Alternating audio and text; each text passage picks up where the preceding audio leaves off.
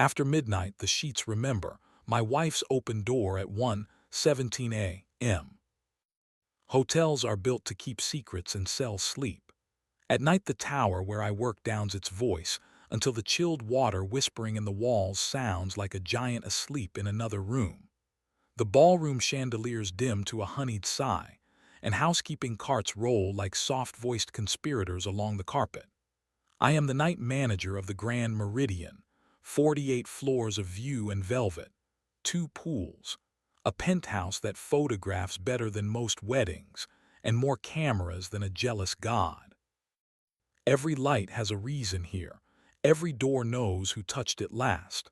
My name is Marcus, and the building and I are on a last-name basis. At 1:17 a.m. on a Thursday, a service corridor on 36 blinked at me from the security console. The monitor only breathed once, access bypassed, 2 seconds, then compliant again. The feed showed a stretch of wallpaper with an expensive habit of repeating itself. I might have let it go if not for the other screen, the one tracking minibar sensors in the penthouse suite.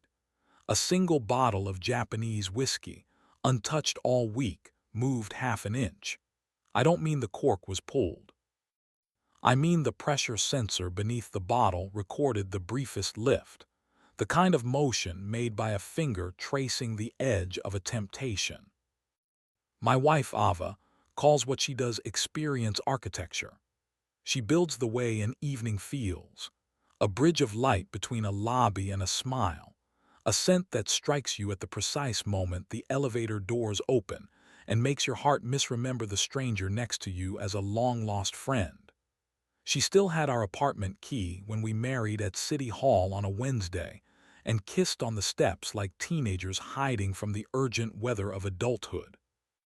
She wore a white blazer with pockets deep enough to hide the world, and I wore the only suit that could forgive my shoulders. We split a convenience store espresso and pretended it was champagne. She talks about amber and bergamot and the clean metallic note that lingers on polished brass. I talk about hinges, loads, and the emotional life of a thermostat. Ava's newest client was ours, the Grand Meridian, so we learned to braid our evenings. She'd test a scent in the lobby around midnight and come upstairs with sugar on her breath from the pastries she pilfered in the back of house. I'd be combing through occupancy reports, chasing a back-ordered shipment of pillowcases, or soothing a bride whose mother didn't like the color of the sky. On those nights, we would make out in the staff kitchen like summer camp, and she'd sit on the counter, skirt riding up her thighs, and pull me closer by the tie with one finger. Ava kissed like she meant it, and she meant a lot. She liked me to breathe against her collarbone before I said yes to anything. I liked the way her mouth had a way of brightening sentences that would otherwise taste complicated. We were good at those little treaties couples write daily without lawyers. The first time 1:17 a.m. mattered, the minibar sensor shrugged and the corridor burped its apology and the world went on.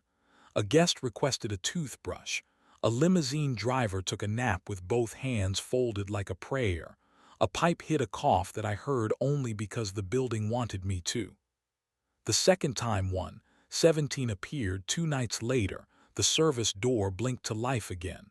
Bypass, then nothing. Cameras saw no faces. The sheet log, yes, we track linens in this palace like fine livestock, recorded an extra fitted sheet pulled from the penthouse's locked hall closet and never returned. The housekeeping manager swore we miscounted. I didn't press. The third time, I powdered the service hall handle with a thin veil of fluorescent dust I stole from engineering. Nothing dramatic, no spy novel in a bucket, just the invisible whisper of a highlighter pen disguised as air. I dusted the underside of the minibar lid too, the part no guest ever touches, and the brushed steel lip of the terrace door where the ocean tries to climb at night. Then I waited on my stool with the console bathing me in quiet green. When the bypass ghost flickered again, I watched the minibar line make that little half-inch lift and set, like breath under silk. I felt the building look sideways at me. I didn't say anything to Ava that night. She came in late to the staff kitchen wearing strappy heels and a jacket that didn't care if it was midnight or noon. She straddled my lap and whispered the layout of a new gala into my neck while her hands mapped my back like a city she was planning to visit. She tasted faintly of grapefruit and something with a small engine. "This lobby," she said, "wants to smell like the memory of rain on a window. Not rain itself, but the part that makes you press your forehead to the glass." I cupped her face and asked, very softly, if rain arrived at 1:17 in the morning. She didn't look away. "Sometimes," she said.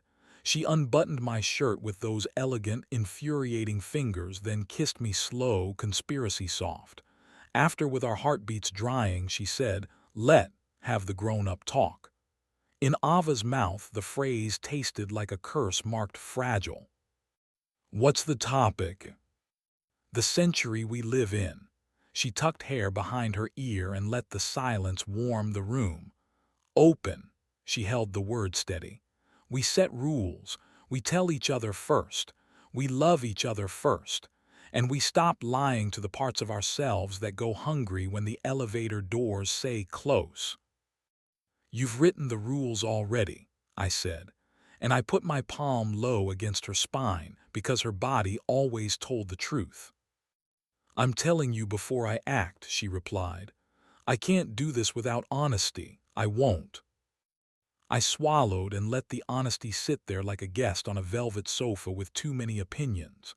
We negotiated like architects of a bridge over dark water.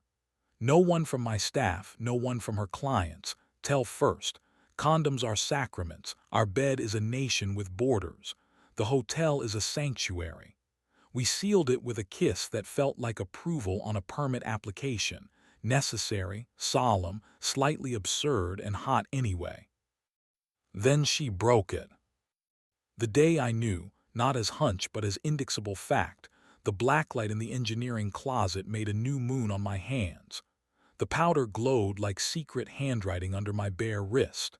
I took the elevator up to 36 and brushed the handle with a breath of the light. It glowed back, shy as a confession. The minibar's underside was a quiet galaxy. On the terrace's steel lip, a luminous smear shaped like the half-moon a mouth makes when it smiles against another mouth. I could almost hear the building elbow me in the ribs. You can forgive hunger, but can you forgive the kitchen? The other man had a name before he had a face. He was on the invitation list for an after-hours immersive showcase of the Meridian Ava's idea, My Headache, a night of dimmed lights, curated music, and cocktails designed to taste like adjectives. His name, Lucian Vale, on paper, visual storyteller. In photos, the kind of handsome that drags a room's brightness to his cheekbones.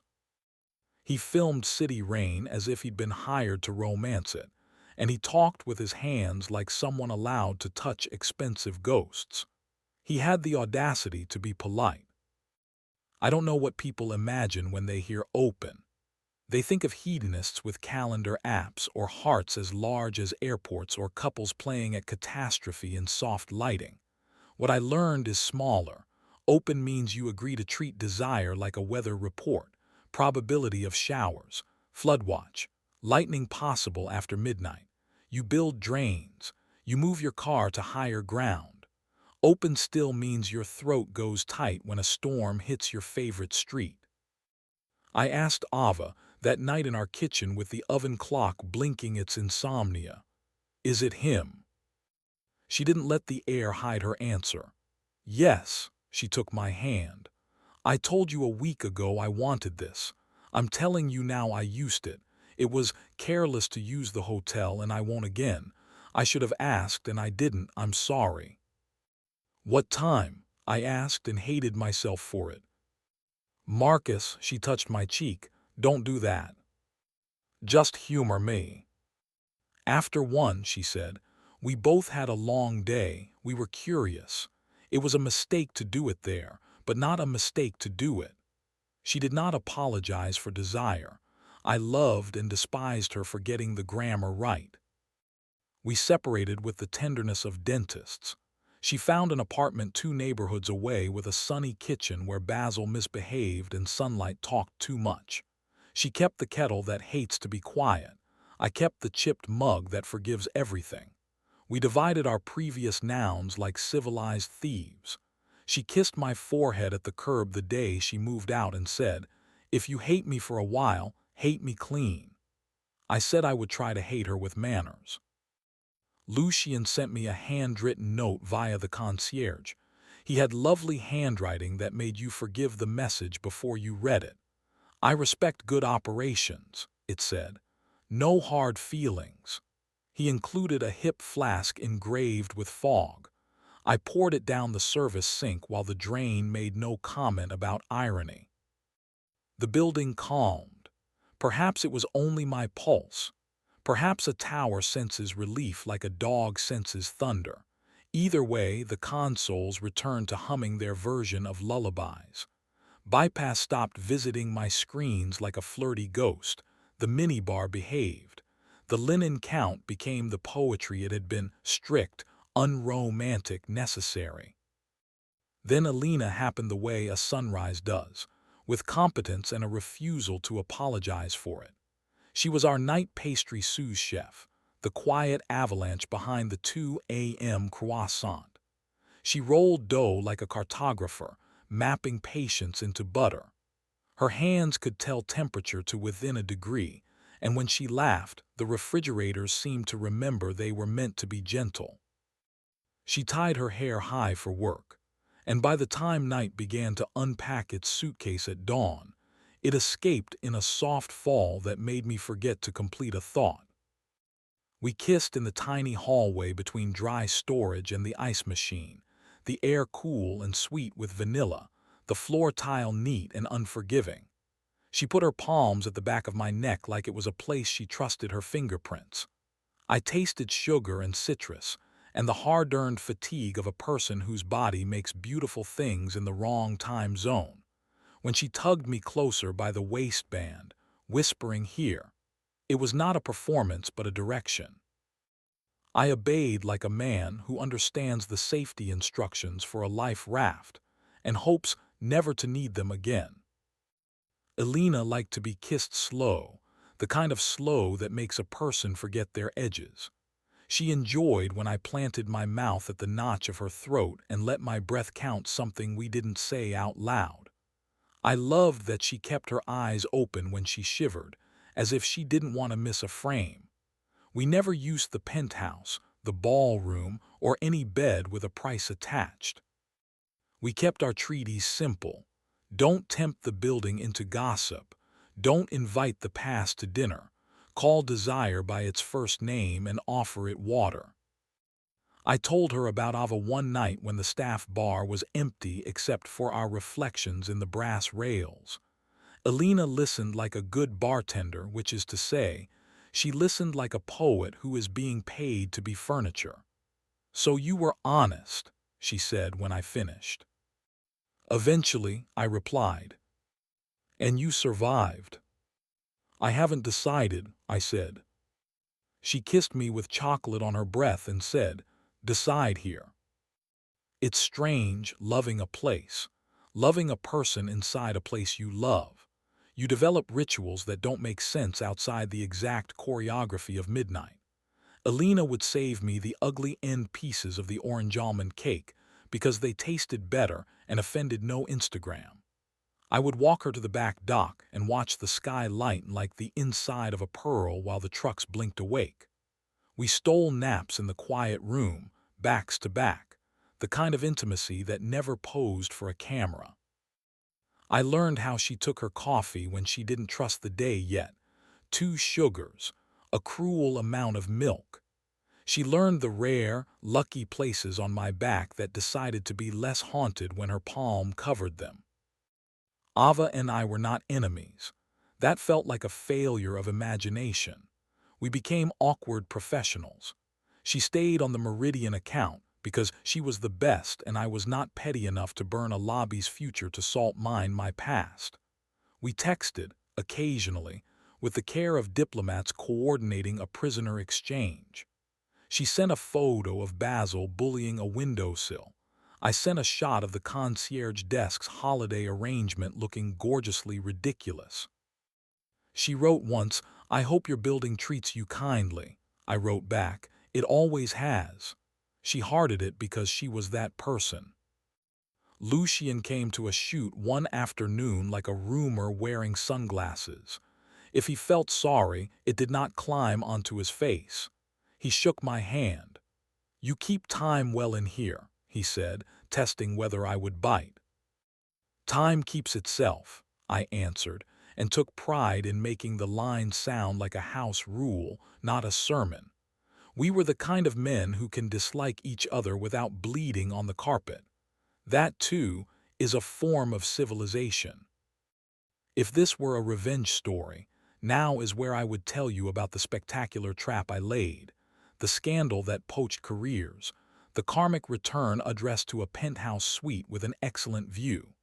I could have done it. I have the logs. I understand the ecosystem of favor and rumor.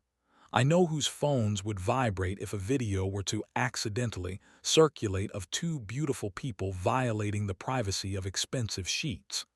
But hotels are hospitals for secrets. You don't work in one and fail to learn the Hippocratic Oath. First, do no harm to the rooms entrusted to you. Besides, Alina preferred I come home with flour in my hair and decency on my breath. Vengeance might be cinematic, but it's hell on the palate. I still wake sometimes at 1:17 a.m., not because I'm checking logs, but because the body is a grandfather clock that loves tradition. On those nights, I watch the elevator lights blink like polite fireflies and listen to the mechanical lungs breathe behind the walls. If I'm lucky, Alina's leg is thrown over mine with the unconscious authority of someone who owns her sleep. I slide my hand to her throat, not to press, never to press, only to rest there in that warm hollow where breath first becomes language, and feel her voice rise inside her even though she isn't speaking. The difference between ending and completion has a temperature. I didn't know that when I married. I know it now. A month or three after the dust settled, Ava and I found ourselves on the same balcony at a charity event, the city breaking itself softly on the glass below. She had cut her hair, and it was doing complicated, expensive things in the night breeze. "Is she kind?" Ava asked. She didn't say Alina's name, but kindness fits only one person in a question like that. "She's specific," I said, "which is the same thing when you get it right." "Good," Ava said. "Be good to each other." "And you?" I asked. "I am learning how to let morning into rooms that don't belong to me," she said. In her mouth, the sentence sounded like a liturgy. We toasted with water. She did not apologize again. I did not ask her to. There's a mercy in letting people leave your verbs without further injury.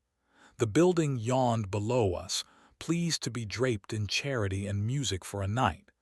The ocean looked like it had achieved something by staying where it was. I wish I could tell you that after that, nothing frightening or interesting ever happened. But nights are never that respectful. A pipe would cough, and I'd go coax it back into behaving. A guest would misplace his wedding ring, and Alina would find it inside a dough bin because the world is a comedian. A storm would land with cheap shoes, and I'd learn how much wind a window can flirt with before it takes offense. People tried to love each other in rented rooms, which is another way of saying they tried to tell the truth elegantly and failed with style. Sometimes we succeeded. Sometimes we opened the wrong door. One last thing, and then I'll let you go. The building has this voice at dawn, a hum that leans, a note between apology and ambition, when the staff elevator sighs and the lobby mouthwash blue lights yield to something warmer. The consoles list their sins: one ice machine sulking, two forgotten wake-up calls redeemed by human apologies, one minibar tempted by gravity, now repentant. I run my hands over the desk the way a priest might stroke a worn altar. System's good, I tell the room, which is really telling myself. No alarms, no bypass. The monitors glow a calm that is honest but not naive. If the day ahead intends chaos, it will send a messenger in a uniform. I will shake its hand, learn its first name, and show it where the towels live. And when the clock clicks past 1:17, not the one on the wall, but the smaller one carved into my chest, I'll breathe out and be, for a while, just a man who forgave a door for opening and forgave himself for wanting to lock it. I'll be the person who knows which linens to order, how to listen to a building confess, and when to put his hand very gently where a voice begins.